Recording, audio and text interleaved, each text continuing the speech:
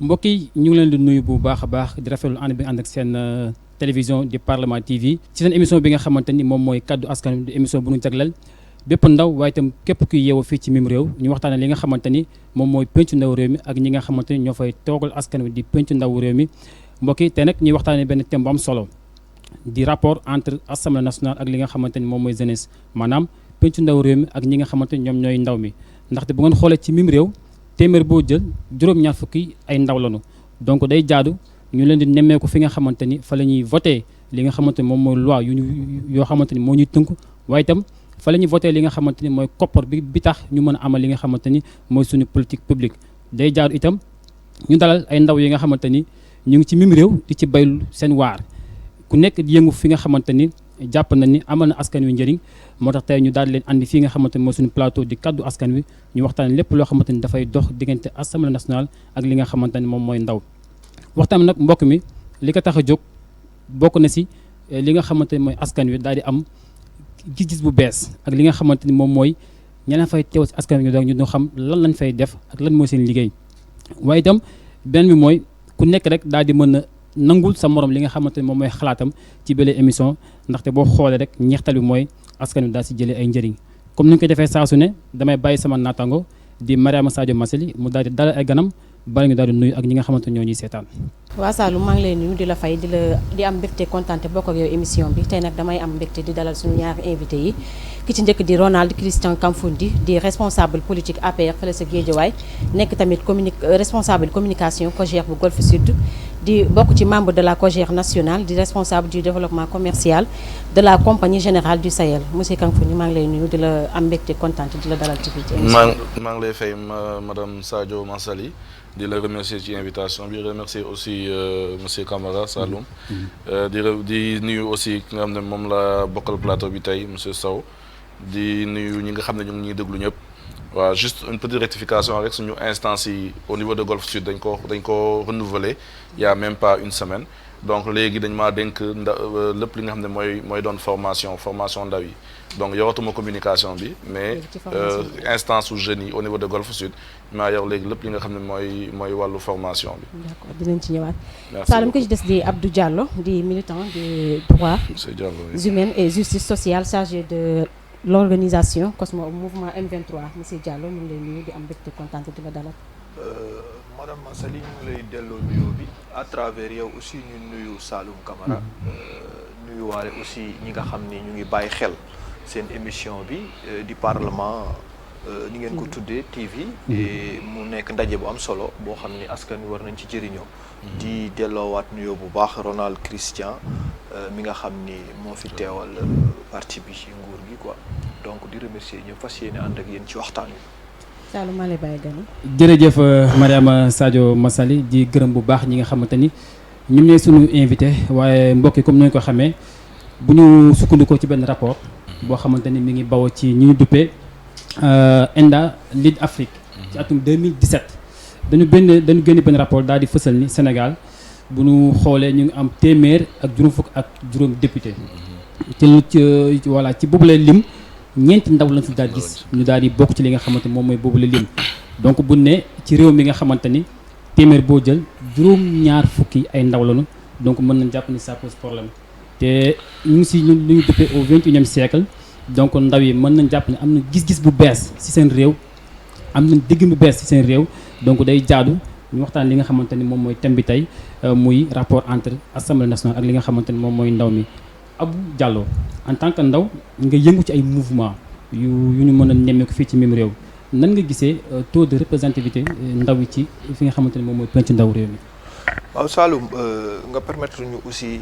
ñu nuyu président Abdourahmane Sow bi nga xam ni moo jiite COS M23 bi ma teewal fii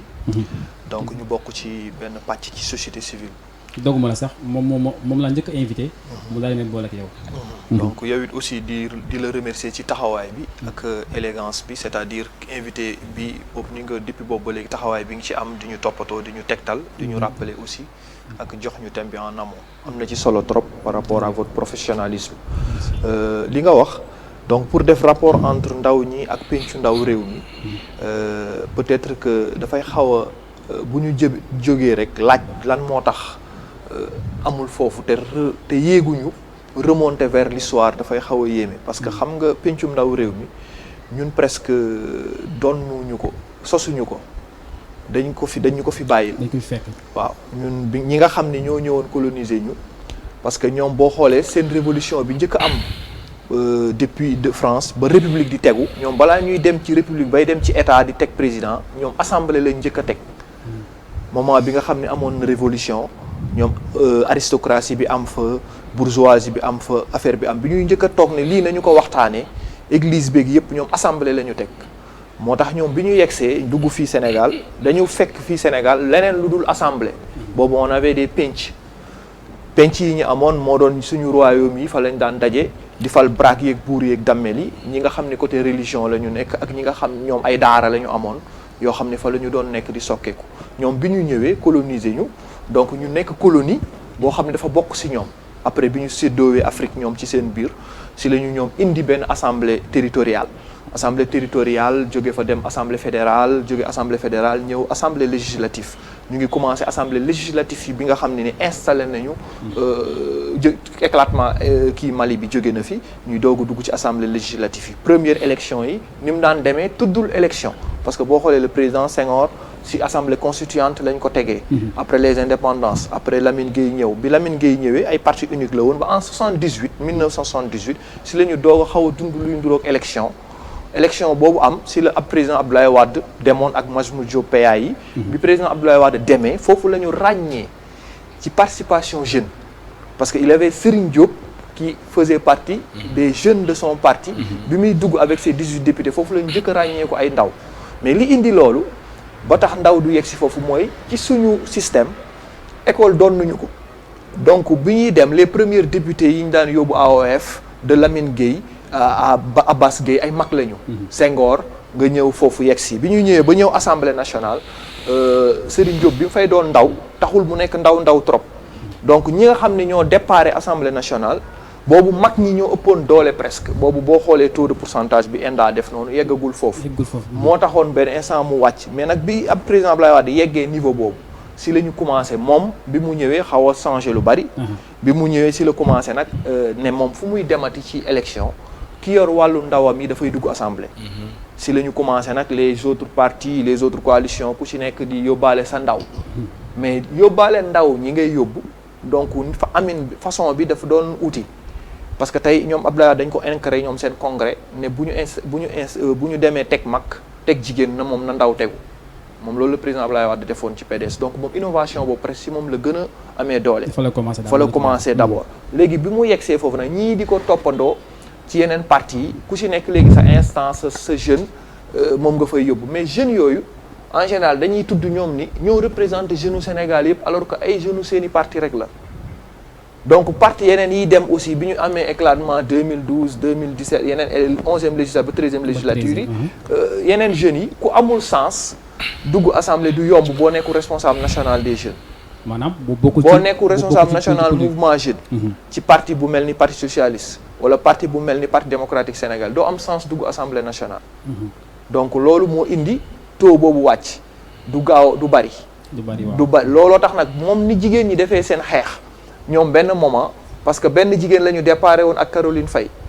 bi ñuy yéeg ba yéegaat remonté ñuy nekk 6-7 ba ñu dem ba jigéen ñi dem ba benn moment ñu xeexal seen bopp benn combat commun nekk benn limbu takku nekk benn ki def parité avec le pari si la ñu am 34% seen taux de représentativité léegi nag combat bi indi lii mu jëm lii loolu dafay xaw a nekk loo xam ni du nekk combat wu pouvoir opposition dafay nekk combat boo xam ni société civile bi askan wi yëpp ñun ñooy toogaat ñu tabaxaat ndaw tëggaat ko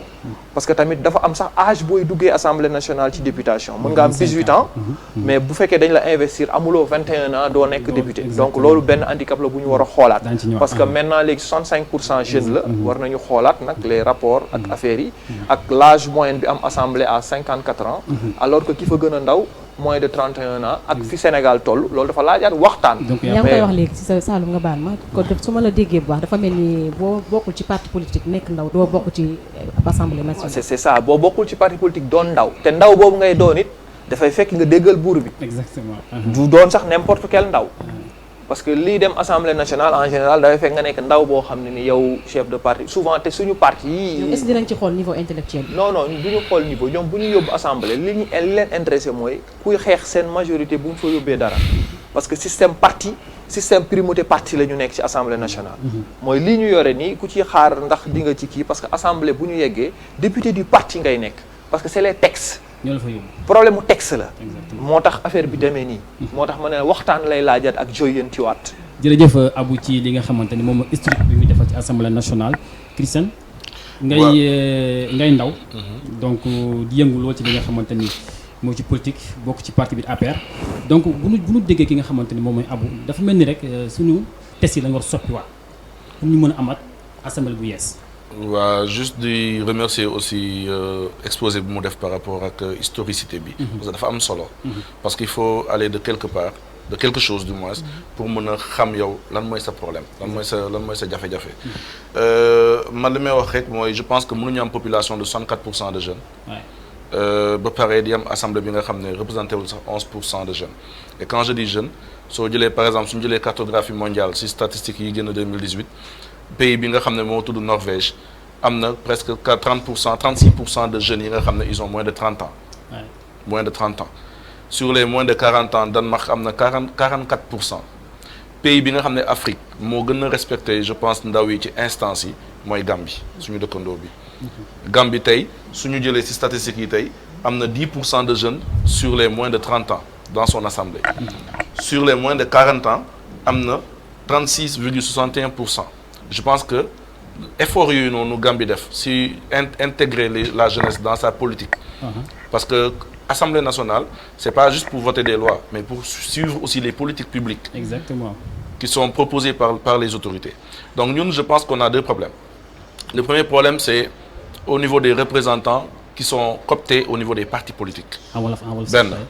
benn problème la. dafa am dañu am ñaari problème ñaari difficulté.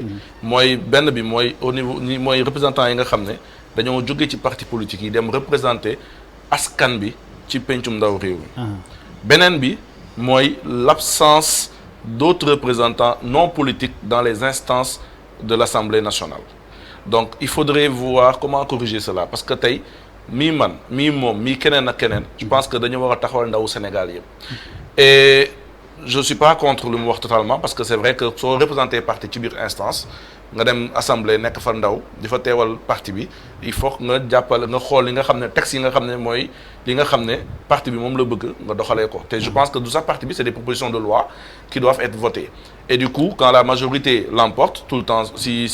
voilà su ko majorité bi emporté tout le temps ci vote yi peut-être certains dañuy jàpp ni parce que ñii nguur gi la ñu faral. Bon mënuñu réfuter idéologie boobu parce que gisaguñu ba léegi ki nekk ci parti au pouvoir voter contre le parti au pouvoir su fekkee projet de loi ñëw na gisaguñ ko donc du coup argument boobu dañ koy nangul ñi nga xam ne ñoom ñooy jàpp loolu. mais man dama jàpp ni dafa am benn liggéey profond bu ñu war a def au Sénégal. pour man liggéey bu ñu war a def. mooy nañu xoolaat mode de scrutin bi pour ñi nga xam ne mooy tabb député. ci biir instance yi. parce que déjà suñu xoolee au Sénégal même sociologiquement nan la ñuy jàppee kan la ñuy jàppee ndaw demal ci entreprise yi demal fépp kan la ñuy jàppee ndaw soo amee 40 ans 35 ans sax dañ leen ne pareegoo mën a goo jiite. mën a goo nekk directeur mën a goo nekk lii mën a goo nekk lële on a un problème sociologique avec la jeunesse. tey nga dem par exemple dëkk yu mel ni États-Unis tey mais da ngay nekk ndaw am compétence ñu ne la mën nga ñu jox la dénk la ñu dénk la. jeunesse baa ngi imposé wu parce que tey jeunesse lu mu am mooy nga yóbbu mooy mu jàng am xam-xamam ñëw di ko exposé jeunesse bi loolu la mën mais léegi nag yow yaa ko war a wóolu dénk ko et nag wóolu boobu noonu dafa war a tam jóge tam tu as am nga dëgg tuuti ci li nga wax si crédibilité jeunesse bi nga xam ne moom mooy taxaw face à ses leaders parce que tey su fekkee dafa am benn taxawaay bi ngay am face à sa leader par exemple leader yi suñu la xeebee wala ñi nga xam ne ñooy jiite réew mi suñu la amee suñu am lu ñu la ragalulee wala ñu xeebee la ci dara da ngay am problème suba am crédibilité seen kanam et je pense que loolu taxawaay la te taxawaay boobu nag ñun nañ ko war a am en tant que ndaw et s'imposer parce que tey réew mi mënoo dem di waxtaan assemblée nationale si wàllum jeunesse si wàllum élevage wàllum agriculture wàllum immigration wàllum pêche li nga xam ne loolu yëpp secteurs yi ngay lim yëpp ay ndaw a koy def ba pare yow ñi wax ci loolu ay ndaw newuñu fa donc pour man dafa am paradoxe. Exactement. Pour man dafa am paradoxe moo tax chaque fois damay ne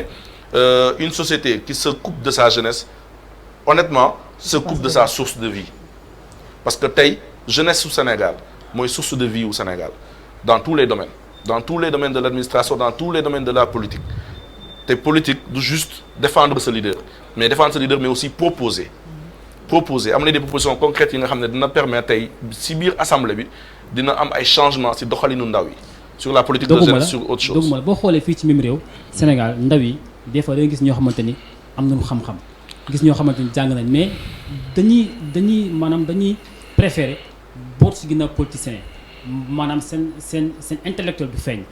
ndaw yooyu itam je pense que bokkuñ ci loo xamante ni mën nañ joxoñ baaraam ndaw yi parce que ndaw tey bu fekkee da nga am li ñuy wax capacité d'intellectuel donc war nga mën a libérer ci yenn yi nga fës ñu xam ne yow certes am nga benn leader mais mën nañ koy libre ci maanaam ci wàllum xalaat ngay jox sa xalaat Sénégal dafa mel ni dafa manqué yooyu ndaw. waaw xam nga tey par exemple tey liberté si wàllum xalaat mooy ñàkk de confiance bi may wax rek manque de confiance en soi bi ñu am. non je pense que suñu defee analyse su ma sañoon waa ñi ENDA structure am na ñooy def ay enquêtes ñu étudier la jeunesse sénégalaise de 2000 à aujourd'hui dinañu gis ni vraiment y a plus de jeunes qui s'impliquent que jamono yi nga xam ne la ñu jóge woon ci ginnaaw. Pour man du problème mu manque de confiance jeunesse bi dans tous les secteur boo fi mënti jël di nga gis ay kàngam yu taxaw pare pour doxal seen réew même dans l'engagement politique waaw c'est vrai am na ñi nga xam ne peut-être dañuy am lu leen di motiver pour ñu dugg ci politique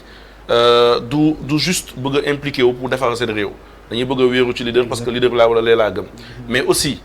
nu mu amee ñooñu noonu la amee ñi nga xam ne ci biir parti politique yi dañoo dugg parce que dañu am conviction ni dañoo war a doxal seen réew man la ma dugal ci politique damaa toog télé bi may paree suma jàng ma ne su ma paree jàng su nan laay def ba am liggéey Sénégal ma toog ki nga xam ne moom moo doon yor wàllum jeunesse bi yoroon benn direction mu toog débat télé mais amoon problème bi nga xam ne pour aligner les 3 phrases correctes en français problème la ci amoon ma ne kii contrat yi du olof lañ koy signé contrat yi anglais wala français lañ koy signé kii moom moo war a jox liggéey man ma jël décision ne damay engagé wu politiquement parce que dama jàpp ni il faut nga engagé wu pour mën a changer les choses maintenant si on s'engage pas engagement nag politique engagement la société civile engagement leneen ak leneen engagement la mais engagement boobu noonu nag il faudrait que ñu joindre les forces ñi nga xam ne tey ñoo am même vision même gis-gis pour bëgg a changer mbir yi am na ci biir politique ñi nga xam ne ay acteurs politiques la ñu dafa am benn gis-gis bu ñu am soo jëlee ay sujets yi nga xam ne par exemple comme le franc CFA comme leneen am nañ ci gis-gis am nañ ci xalaat bëgg nañ ko soppi mais peut-être doxalin bu ñëwee am ñun mënuñu ko am parce que ñu ngi tënku ci parti mais suñu toogee cadre yi ñu waxtaan je pense que war nañu mën a trouver nan la ñu mën a demee ci benn dynamique bi nga xam ne dinañu atteindre suñu objectif et pour cela man pour man l'un des objectifs cruciaux yi nga xam ne dañu ko war a am mooy ñu fexe ba pencum ndaw réew mi prochaine législature ñu am fa 50% de jeunes su ñu amul 50% de jeunes pour man on a échoué pour man ñi nekk politique ñi nekk opposition ñi nekk société civile ils ont échoué lamentablement. En 2017 bu ñu mujj amal li nga xamante moom mooy élection yi ngir fal ñi nga xamante ñoom la député boobu yaa ngi woon ci politique. waaw man 2010 laa dugg ci politique. mën nañ jàpp ne la moo tax bokk woon ci liste yi. bon xam nga loolu ay mbirum choix la par exemple tey Guédiawaye bi ma dëkk dañu dafa am deux députés yu waroon dem pour nekk député donc bu ñuy copter ci liste yi dañoo def 2 choix ci 2 personnes yi nga xam ne en termes de ancienneté ci parti wala légitimité et cetera tout cela dafa bokk ci critères yu ñuy tànnee mais aussi dañoo respecter aussi xool ki nga xam ne par exemple kii jullit la kii catholique la kenn ki mi Anna Gomis kenn ki mi Mika Ba ñu tànn leen ñoom ñaar ñu représenter ville de Guédiawaye ci pencum ndaw réew mi kenn ki nekk jeune mi Anna Gomis kenn ki nekk mag donc dañoo sensibilité yëpp la kilifa yi xool responsable yi fa nekk tànn ñun nag suñu sañoon bii di ñëw mu nekk ñaari jeune suñu sañoon mais nag loolu nag liggéey la du man kase mënu ma koo liggéey keneen kase mënu ko liggéey mais suñu sañoon biir Guédiawaye bii di ñëw suñu waree tabb ñaari jeunes yu war a dem ci liste APR wala liste Benno Bokk Yaakaar mun naa si bokk comme keneen mais na nekk ndaw daal na nekk ndaw yéen ci li ngay yëngu comme yow ci yaa ngi li ngay yëngu defe naa ne yaa ngi am ay rencontre ak jeunes yi nga nekkal waaw mais est-ce que yaa ngi leen di imposer pour ñu mën a dem assemblée pour wane fa seen bopp est-ce que yaa ngi man sama discours ça a toujours été orienté jeunesse dans tous les domaines même dans les réseaux sociaux ku may suivre fépp man suma discours toujours si jeunesse la orienté wu parce que pour man jeunesse moo war a mën a xalaat lan moo war a xew dans 25 ans nan la war a mën a tabb ay ndawam dans 25 ans jeunesse moo war a indi proposition sur la table jox ko le président de la République man je prends l'exemple toog naa ak benn ancien kilifa bi nga xam ne moo doon jiite conseil national de la jeunesse mais en 82 mu lay xamal ni am nañu benn projet bi nga xam ne dañ ko expérimenté woon en 82 ci àll bi mais tey bu mu gisee gars yi ñu génnee PUDC dafa gis corrélation ak ressemblance si même projet bi nga xam ne ñoom moom la ñu expérimenté woon parce que y avait une proposition te dañ ko defoon proposé ko dem jox ko président de la République parce que instance dafa am aussi des instances yi nga xam ne seen liggéey mooy proposer ay conseil de la jeunesse et cetera parce que ñoom ñoo fi dama jàpp ne ñoom ñoo fi war a nekkal ndaw yi et ndaw yëpp lañu fi war a nekkal donc seen rôle mooy ñuy proposer ñun suñu rôle nag mooy yox kàddu gi di wax mooy di sensibiliser mooy di former mooy aussi di fexe ba ñi nga xam ne ñoom ñoo engagé aussi politique ñu fexe ba seen engagement nekk engagement idéologique mais pas engagement personnel ou intuitu personnel engagement idéologique la war a nekk engagement bi nga xam ne c'est pour l'intérêt de la population parce que tey ñun formation boobu la ñu am formation boobu la ñu nampatale bu ñu nekkee ndaw ba léegi ci mouvement Alpulaar yi et cetera donc formation boobu la ñuy mën a inculquer waat ñi nga xam ne mooy suñu jeune frère wala ñun mooy ñi nga xam ne moom la ñuy àndal. Abou dañoo gis ni tey dañoo teg benn loi boo xam ne pour nga nekk député il faut nga am au moins 25 ans est-ce que jotul tey jii ñu xoolaat loi boobu noonu. waaw non moom lañ la wax ne la c'est-à-dire sànq wax naa ko ci biir wax ne la xam nga dialogue bi président mujjee lancé. bi mu ko lancé dama génnoon def ay sorties. am benn plateau bu ma dem ñu ne ma damay attaqué Famara Ibrahima Sagna ma ne leen attaqué wu ma Famara Ibrahima Sagna dama ne fi jamono toll ñuy waxtaan parce que xam nga lu ci bari fii Sénégal mënuñu ko am par rapport de force. mooy boo demee assemblée boo fa demee boo fa jàllee bu dee ànd nguur gi ànduñu ci du jàll. du jàll bu dee aussi opposition bi aussi moo def proposition bi aussi foofu mën na bañ a jàll mais dialogue la ñu amee li ñu am yépp les codes les plus consensuels au Sénégal dialogue codes yi nga xam ne ci la ñu jaare waxtaan multipartisme ñëwaat fee Abdou Diouf def ci ay efforts Abdou Diouf jóge fa en 92 ñu am code bi nga xam ne moo ñu njëkk a organiser élection après 92 ba 98 élection bi ñu njëkk a am bu normal ci code waxtaan ma ne ci waxtaan bii c'est l'occasion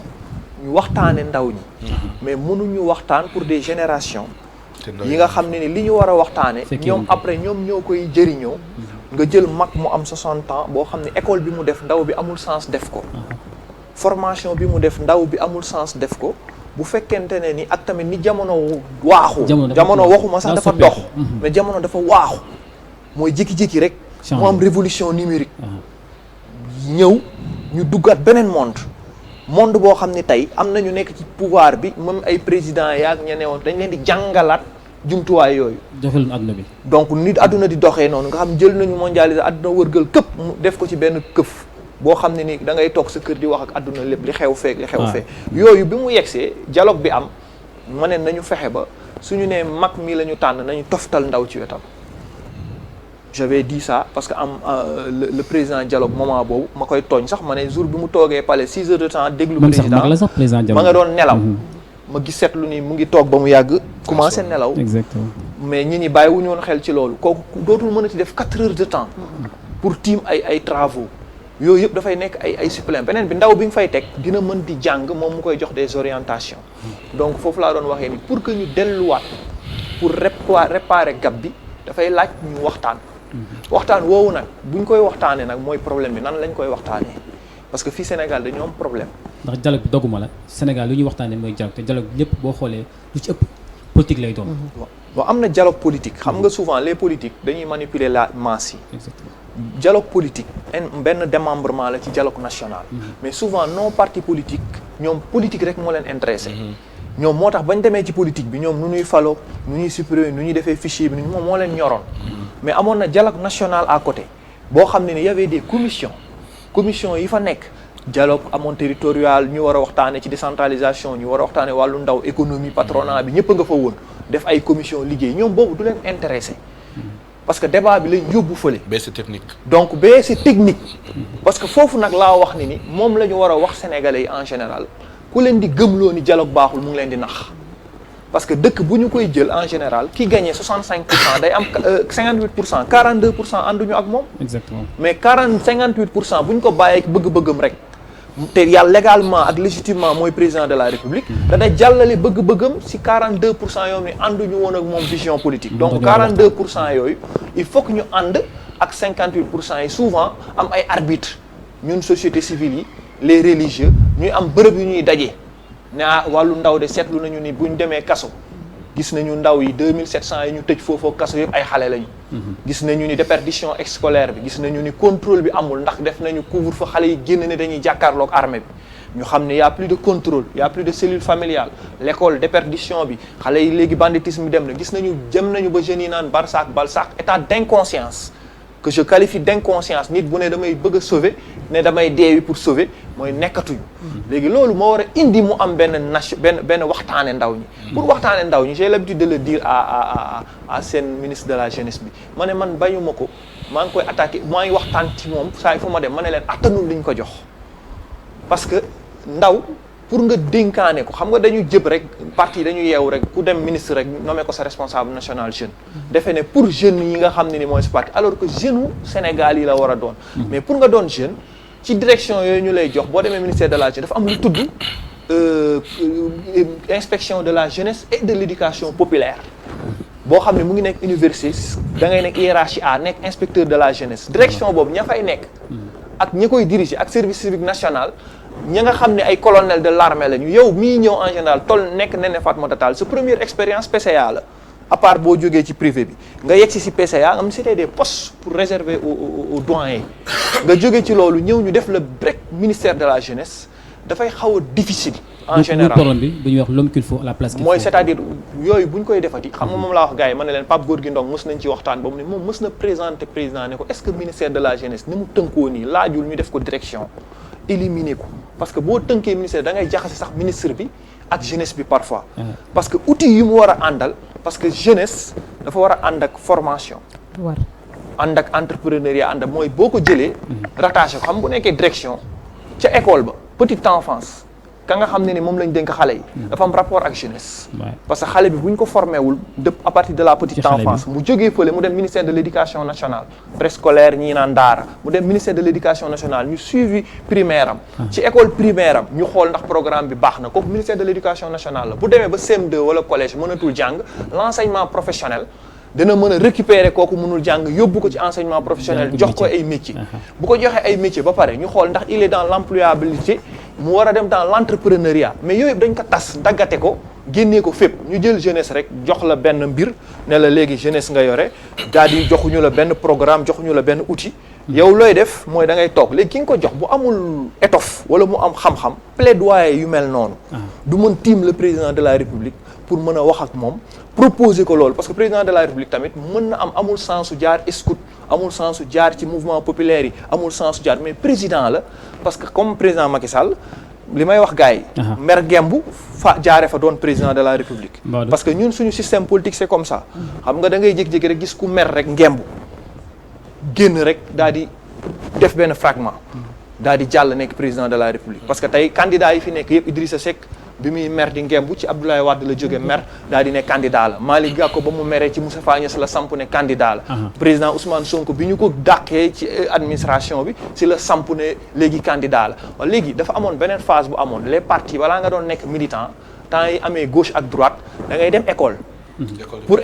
être militant au temps de gauche da ngay def sympathisant dooga dem militant ñu formé la après PDS il y avait l'école libérale PS il y avait aussi les pionniers nga yëpp a dem parti social loolu lañ daan tabaxee ndaw wàllum tabaxi nii ndaw nag dafa yàqu moo tax léegi ndaw ñi dañ ko war a waxtaane péncoowaat ko évaluer diggante 1960 ba léegi lan moo ci échec ak lan moo ci avancé loolu lañ mën a jébbal président de la République fan ngeen toll ci seen xeex bi ci lii waaw xam nga xeex boobu toll ci mooy dafa jafe parce que man mi wax ak yow nii expérience politique def naa ko 20 ans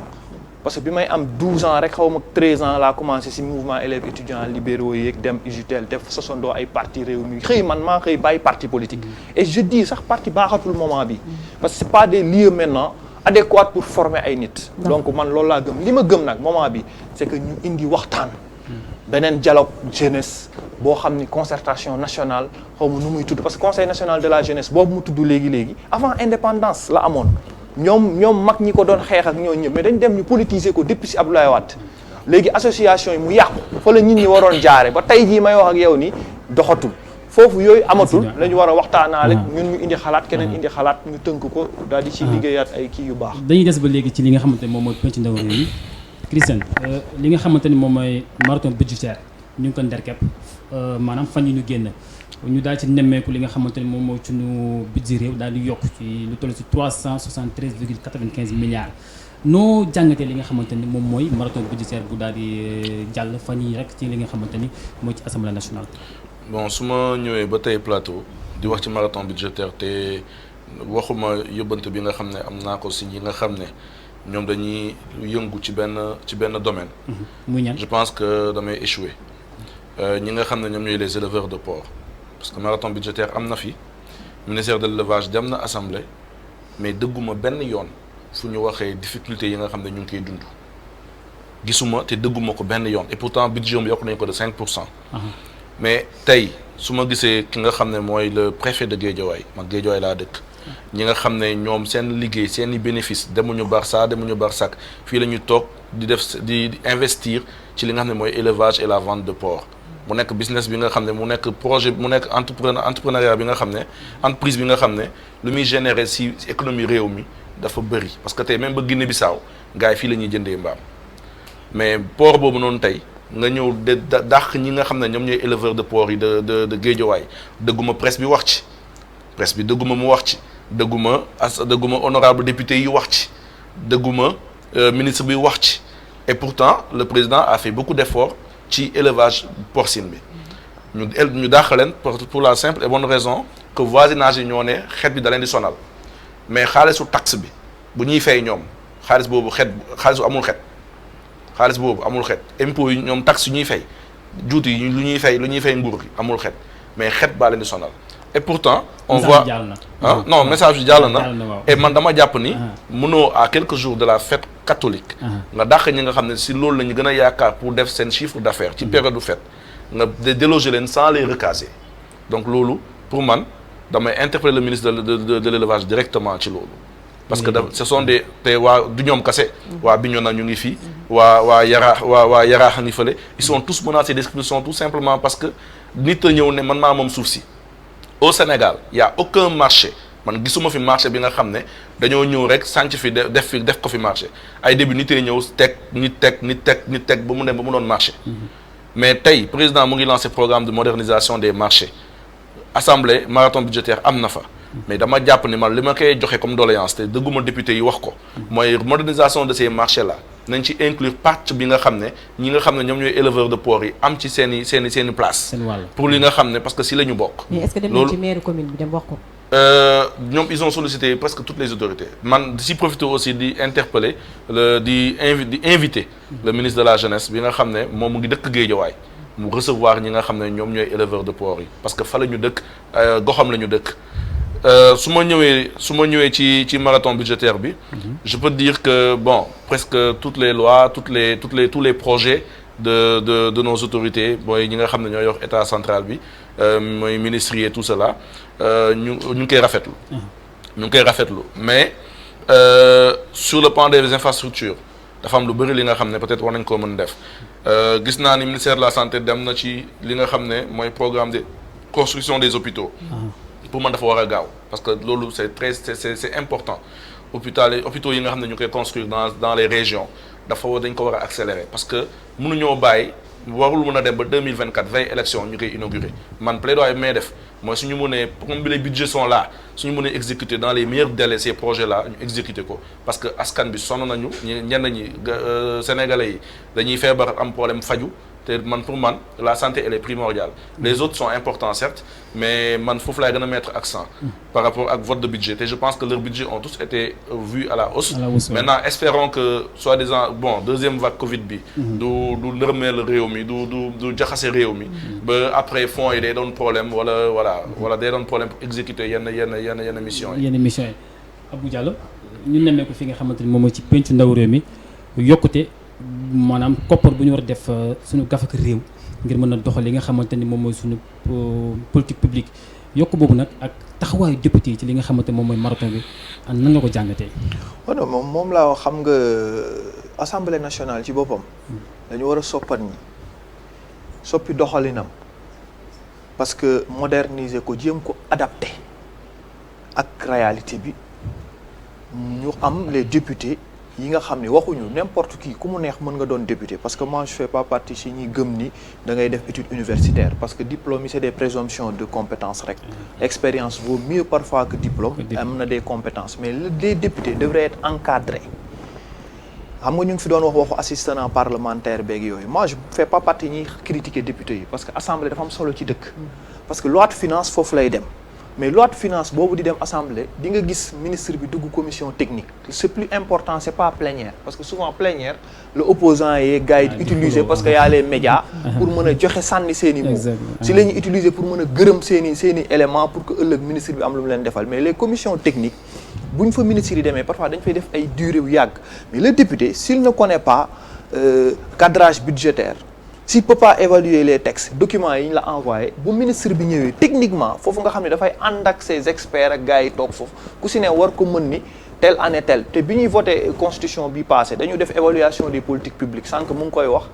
ci ministère de la santé nan la ñuy gaawalee mbir yi parce que dañuy wax évaluation des politiques publiques maintenant léegi le député jox nañ ko pouvoir boobu bu fekkee dañ ne woon poste budget santé wala poste budget élevage dugaloon nañ ci 20 milliards député yi am nañu droit saisir ministre bi ne ko cumulé woon nañ la daaw 5 milliards ou 20 milliards wax ñu fi nga ko dugal. parfois gis naa ay postes budgétaires yoo xam ni comme ministère de la jeunesse bi ma gën a taam bàyyi xel la ñu évaluer dugal ko ci budget yëpp bu fekkee yegsi nañu fii ak la am ci programme yëpp ñu yegsi fii jeunesse bi di mbëri yaa ngay dajaloo artistes yaa ngay dajaloo ñee ña ngay lim ñu ne nañu évaluer politique publique bu ministère de la jeunesse xool xaalis boobu yëpp fan lañ ko investir parce que ndax baax na ndax fi ñu ko def am na impact social loolu nag pour nga mën ko am da ngay am une assemblée outillée ba pare ñu xoolaat assemblée bi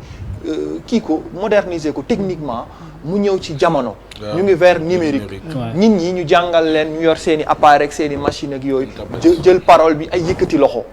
looloo am assemblée nationale 5 minutes la ñuy joxe ba pare dialogue bi ma doon wax naan nañu boole jeunes yëpp ñu demaat assemblée bu ñu xësee ba dugg ñu ne les députés nag maintenant député askan wi yëpp la députés war nañu mën a tëju sur les questions nationales comme l'éducation nationale warul am opposition pouvoir on laisse la parole libre à tous les députés parce que pour man député bu jëkk war a wax ci éducation nationale xanaa école bu yàqu doo bëgg nag looy opposé wu école bi yàqu muy les questions de souveraineté nationale l'éducation la santé yooyu parfois da ngay gis ministre bi bu yegsee majorité bi ñooy am sens su bari parole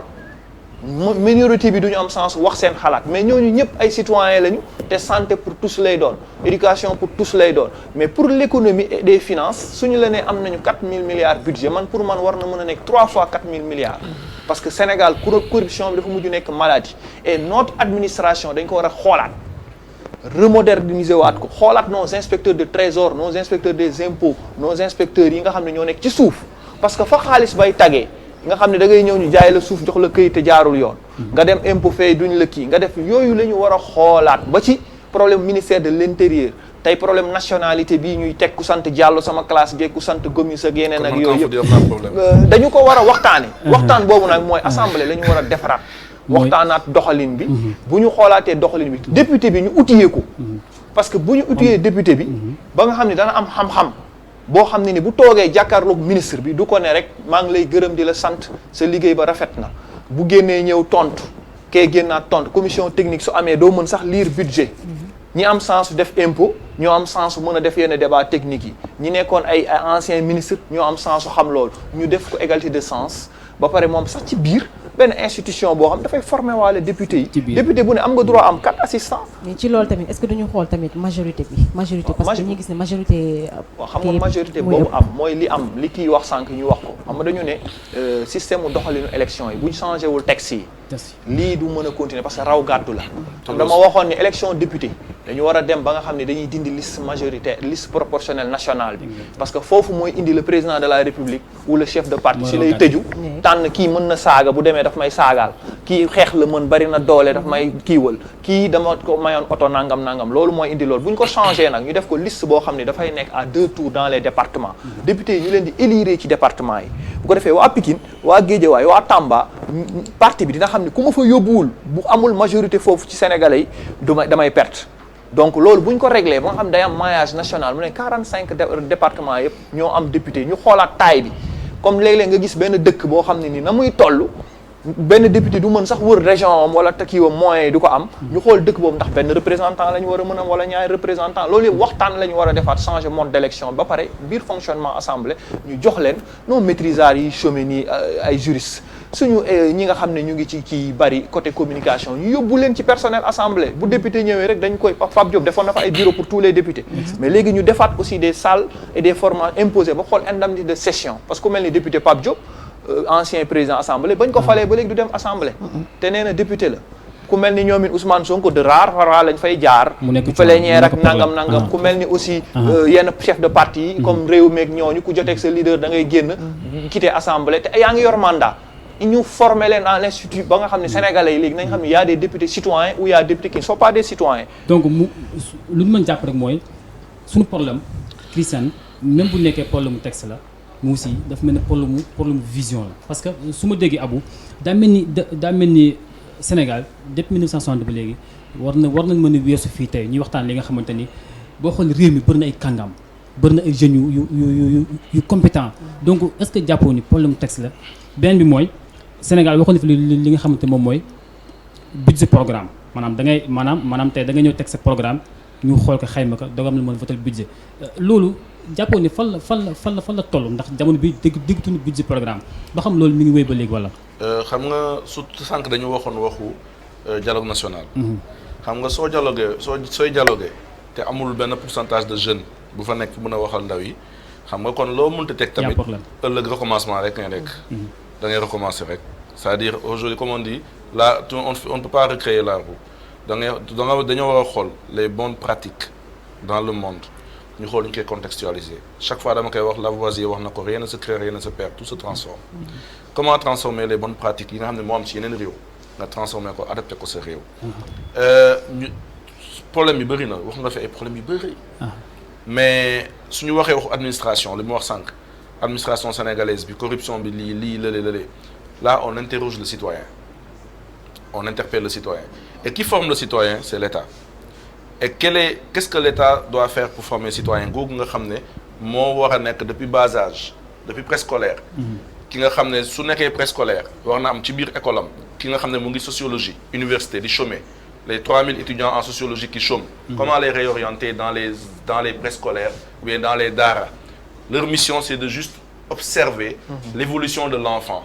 defal ko def rapport ci xale gi xam xale bi ay parce que tey le talent d'un enfant sax day feeñ bu mu nekkee ndaw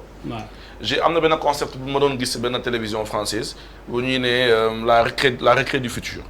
si c'est récréation dañuy filmer xale yi seen i attitude ki nga xam ne foo militaire lay faral di foo ki nga xam ne dafa calme docile ki nga xam ne ki nga xam ne football rek lay def mais pourtant c'est des talents qui s'expriment dès le bas âge après parent bi li muy def dañ lay defal rapport ne la xale bi lii la bëgg parent bi suy jëndal cadeau xale ab doomam sax chaque fois cadeau gi c'est orienté ci médecine su fekkee xale bi aptitude médecine la am xale bi loolu lay màggaalee derrière pour éduquer la population pour que suba nga am dans 25 ans une administration correcte avec moins de corruption avec des gens yi nga xam ne dañoo am benn genre responsabilité xam luy seen sensu drapeau tey man dama jàpp ni dañoo war a delluwaat dès le bas âge dès le primaire. ci ndaw yi ñun moom on est une génération bi nga xam ne ku amul citoyenneté doo ko amati. ñun moom ñun dépassé nañu kii bi mais suñu doom yi ñi nga xam ne tey ñoom ñoo nekk. préscolaire non man am naa doom ba pare suma doom mu ngi grande section. donc kooku noonu la ñu war a tàggat. man pare naa ku dem ba am bant moom pare nga mais ñoom la ñu war a tàggat. pour ëllëg. parce que tey ñoom ñoo war a yor réew mi ëllëg et damay rebondir tànk bi ñu wax ci administration avec le ministère de la jeunesse parce que mënu ma dëkk Guédiawaye ministre bi nekk sama ministre Guédiawaye nekk ministre sénégalais yi aussi parce que su damay bañ rek c'est juste benn lapsus mais quand même ministre sénégalais la et que su ma dëggee muy wax di ko xalab c'est vrai rien n'est parfait dafay am toujours day ñaax mais dafa am solo ñu xamal aussi que ci biir ministère il y a toute une organisation et une armada technique bi nga xam ne ñooy accompagner ministre bi dans tous les ministères mais aussi il faudrait pas que ñu jàpp ni kii dañ ko fal parce que politique rek la parce que peut-être amul xam-xamul jiite lu mu war a jiite c'est du management et le management je pense que tey soo xamee sa feuille de route xam sa plan d'action xam ni ngay exécuter war ngaa mën a dem sur la table c'est suñu problème c'est juste que la proposition vient du sommet pour descendre à la base ok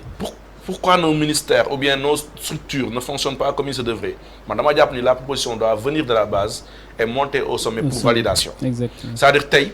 nous devons penser le fonctionnement de nos structures, de nos ministères. Et je ne parle pas seulement de la jeunesse, parce que si les ministères de la jeunesse, c'est une jeunesse. Tout autour, tout ce qui est formation, tout ce qui est sociologie de l'enfant, tout ce qui est éducation, tout ce qui est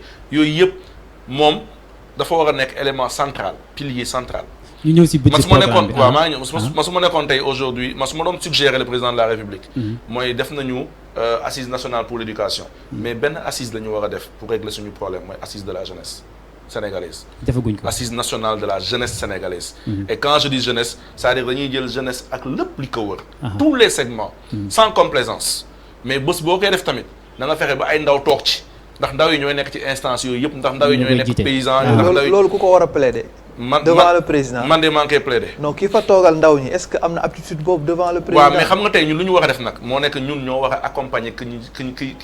ñu dénk man sama mission tey mooy képp ki nga xam ne dénk nañ ko comme ni ngay joxee conseil di ko suggérer et cetera qu'on donne des suggestions mais aussi di inviter ñi nga xam ne par exemple parce que ñun au-delà du ministère de la jeunesse ndaw yi am nañ fi institution am nañ fi structure bi nga xam ne dañ ko fi teg depuis wax na ko sànq depuis avant les indépendances bi nga xam ne moo fi war a taxawal ndaw yi plaidoirie boobu su ko ministre bi deful institution boobu war na koo teg mii le conseil national de la jeunesse du Sénégal war na koo teg mais tey yan ndaw ñoo xam structure boobu ndaw yu bëri xamuñu mu nekk problème de communication et problème de visibilité et problème peut-être de maîtrise de leur mission. Parce que pour moi, la mission d'un conseil, c'est de proposer, être une force de proposition pour l'intérêt des jeunes du Sénégal. Nous aussi budget programme. Bon, pour moi, budget programme, je dirais pas, parce que madame Diapani, ministre de l'Assemblée, pour nous valider le programme, pour nous valider le budget, il faut qu'on dise qu'il y a des éléments qui sont en gestion précédente, mais aussi comment faire des rectificatifs pour améliorer la gestion dans le mandat futur. Donc, nous, comme je l'ai dit tantôt, il y a des techniciens qui sont autour des ministres. Nous sommes accompagnés. Des directeurs de service civique, des gens qui c'est des généraux et des colonels. Toute leur vie, jeunesse la ñuy wax. Jeunesse la ñuy wax. C'est-à-dire ñoom tey comme ñoom ñooy accompagner ministère bi. teg ay programme teg ay initiative mais aussi xool li nga xam ne ndax am na pour man il faut voir la corrélation entre le programme et la réalité du terrain. Entre le programme que le ministère met en place ou bien les ministères et lan la ñu soxla am ci askan bi suñu tegee programme bi ndax soo gënee budget teg ko sur la table dafa war a am résultat. Donc résultat bi mun na feeñ léegi comme mun na feeñ dans quelques années. doguma la Christiane ma bàyyi Massaly mu ñëw ci question d'actualité li nga xam ne mooy suppression ville bi 5 villes la ñuy wax ni moom la ñuy jéem waaj a supprimer yow ban njàngat nga am ci loolu est-ce que loolu du nasaxal démocratie Sénégal. non loolu démb waxtaan naa ci démb ci benn kii bu mu amoon ma ne ku jàpp ni wàllum politique la ku naan ay ndax politique la dañ la war a laajaat foo nekk parce que création ville politique la woon donc de Senghor Villiers 4 communes 72 réforme boobu bi mu jàllee communauté rurale yi ñu dugal leen politique la woon après 62 crise bi mu amee ñuy delloo si waat ville bi pour mu nekk assemblée ville de Dakar dañu ko doon nommé ba 84 ñu commencé nekk élection boobu Mamadou Diop si la quitté santé pour mën a pour ñëw dem foofu pour mën a dem ministère ville de Dakar kooku tamit politique la woon après ville 96 ñoom PS jël commune yëpp taayee ko si seen coordination yi PS pour que seen chef de coordination ku nekk mën a jël benn commune pour régler seeni problème politique bi président Abdoulaye Wade ñëwee si la indi moom it benn réforme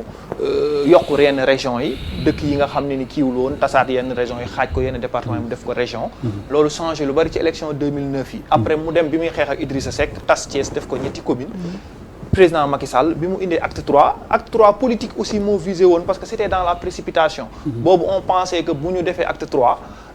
dañuy dem fal ville yi tas Thiès bu ñu ko tasee def département mën na am ñu am chance su gagné raw gàddu bi ñooñu reconduiraat Ziguinchor ak Dakar loolu amaat bii nag bi ñu xalaatee ne acte 3 dañ ko yàqam ci woon demuñu ba jusqu'au bout ville yi moo des am na ville yu des am na communes yu amul département comme Guédiawaye comme Pikine Thiès donc pour man Talla Sylla yàgg na wax idée bi avant que ministre bi di génn que nañu réparé waat wala soit ñu bàyyi département wala ñu def leneen mais bu ministre bi ne dañuy dem vers loolu pour man politique yi nekk ci biti nañu seeti ministre bi ñu waxtaan ñun ñu nekk société civile ñu xool le problème qui existe entre les villes et les communes ak communes yi nga xam ne jarul muy exister comme à Pikine on peut parler de Guinaw Rail Nord Guinaw Rail Sud lan lay signifier fii à Grand Dakar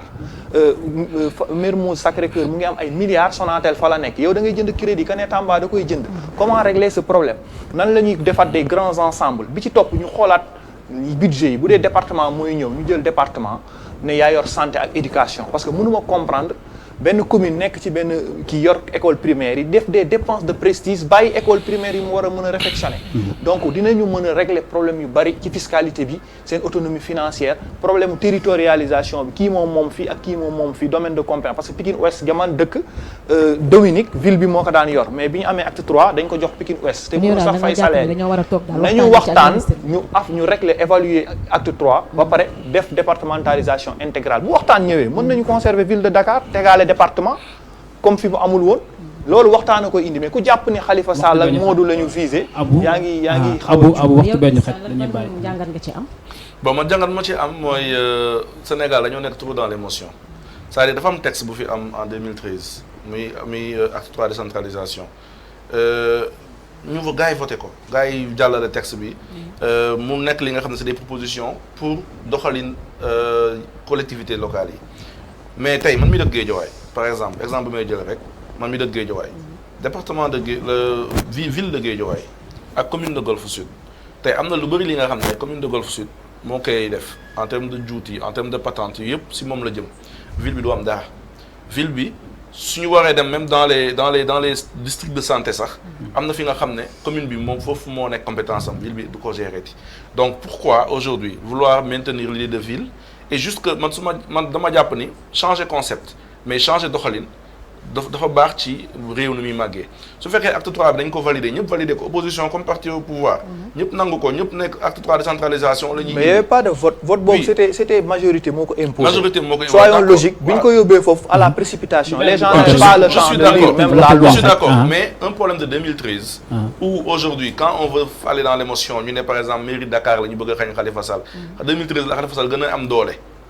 ba gagné 2014 donc pour man c'est pas pertinent nga ñëw léegi ki nga xam ne Khalifa Sall candidat à la élection présidentielle nekkatu candidat à l'élection mairie ville de Dakar donc kuy bëgg président kay kooku doo ko lan nga koy xeexee ci ay ville acte 3 ça l'intéresse plus il doit être un candidat su ma juumul pour la présidentielle soo plaidé ñu defal ko loi d'amnistie pour man non pour man problème bii nii dañ ko war a régler dans la profondeur parce que tey dañoo wax il faut équité territoriale tey Mermoz Sacré-Cœur mënul am plus de privilèges que Wakhinane Nimzatt parce que tey avantage yu mu fi am wala lu mu fi am kee amu ko lu mu am en termes de structure parce que centre ville la képp kii tijji entreprise sax doo dem Guédiawaye da ngay ñëw nan laa amee appartement fii doguma la nag waxtaan bi neex na mais waxtu benn xoj waaw dafa nekkoon loo xamante ni mën ñu ko ñàkk bañ waxtaanee fii jàpp nañ moom mooy débat bi donc émission bi neex na lool waaye nag waxtu moo ñu xoj dama lay bàyyi nga terminer nuyuwaale ma daal di jox ki nga xamante mooy Abou. ma terminer ci lan noonu. nga daal di terminer fi nga nekkoon tàggoo. ma terminer d'accord. waaw dans 30 secondes nag. juste di remercier esprit débat bi parce que je pense que ce qui sort ay idée la. ay idée la mën na baax mën na bañ a baax. on n'est pas parfait dañuy xalaat rek dañuy gëstu di xool comme on dit di proposer. proposition yi mën na baax mën na bañ a baax di aussi xamal ni ñun man Christian Kamfoudi ndaw président de la République la di ko jàppale ci liggéeyam mais aussi di ñaax aussi ñi nga xam ne ñoom ñoo nekk ci beneen wàll bi ñi indi ay propositions c'est-à-dire débat contradictoire dafa war a am solo dafa war a am ci réew mais su amee aussi na nekk lu rafet lu set comme ni ñu ko defee tey wax nañu ay idée génn na fi am na solo te je pense que c'est dans l'esprit de faire avancer les choses parce que nul n'est parfait personne ne détient le monopole du savoir dañuy jéem et je pense que jéem nañu comme ni ñu ko waree et je pense que auditeurs yi ñi suivre dañu voilà nañu am appréciation si li nga xam ne moom la ñu wax jërëjëf Abou non am mbégte trop vraiment parce que comme man damay faral di wax ni nañu tas parti defal leen ay formation tuddal leen formation benn émission lay doon inchallah non léegi moom comme gis naa ci koo xam ne am na ay prédilection te presque mu ngi ñëw di xalaatee ni xëy na lii mën na jox espoir su dee lawal nañ ko bi ci topp ma ñëw ci côté société civile ñun bi ñu bokk tamit dañuy tirer ci parti mais ñun ñoo gën a sikk parti parce que foofu y a de l'escroquerie y a de l'arnaque waaw bari na fa trop des ONG ak leur financement d'origine internationale donc bari na lu ñuy wax ñoom di ko tirer ci nit ñi ma nga fa war nañu évaluer aussi système société civile Sénégal ak ONG yi parce que qui font que des tables rondes des séminaires des plaidoyers ki yëpp loolu ay remboursement transport ak chargé de programme yu kenn xamul des programmes yoo xam ni ce n'est pas adapté ak fii kooku war nañ ko xoolaat aussi si société ña ko jiite parce que Sénégal ñi ngi fi ràññee moo am ci syndicat yi aussi ba ma juddoo ba léegi paa ya fa nekk nga xam ne pour dem BIT la ñuy toogee seen bopp kii ak code de la presse bi aussi président def décret d'application bi ñu organiser suñu code de la presse dina ci baax loolu soxla waaw parce que léegi dem na ba entreprise rajo yi dañu koy sax utiliser comme ay appareil politique aussi te amuñu formation bi daf ma xaw a jaaxal daal loolu moom daal man sama plaidoyer la quoi parce que li may gis parfois ci toile bi te convention des jeunes reporters yéen a ngi doon waxtaanee jeune